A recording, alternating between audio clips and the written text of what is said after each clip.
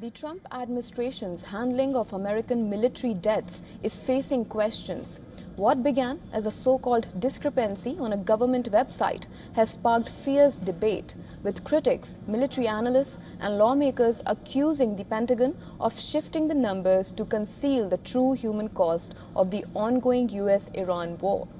The New York Times first reported last week that 4 recent US deaths in the Iran war had suddenly disappeared from the Defense Department's Casualty reporting website.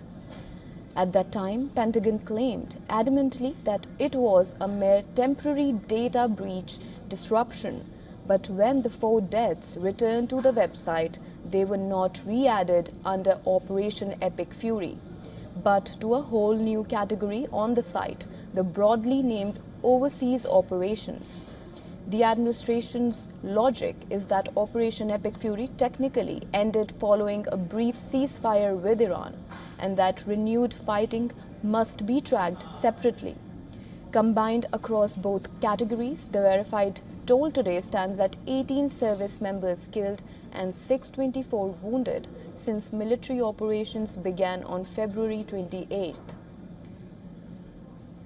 Critics claim the deaths have been reclassified in a more convenient and politically expedient manner for the administration. It could conceivably allow Trump to claim there were fewer US deaths in the Iran war. The reclassification also lines up with Trump's legal claim that he has authority to continue the war without the required congressional approval. The War Powers Act gives presidents 60 to 90 days to launch military action without congressional approval. So to get around this, the administration has claimed the first conflict ended during the ceasefire that started in April and that a new one began on July 7th. And that is why it is problematic for the administration to list the 4 latest deaths as occurring in Operation Epic Fury. Capitol Hill is pushing back. At least 12 Democratic senators have sent a formal demand to Defense Secretary Pete Hegseth, calling for an immediate, transparent accounting of all casualties and citing a concerning pattern of delayed reporting.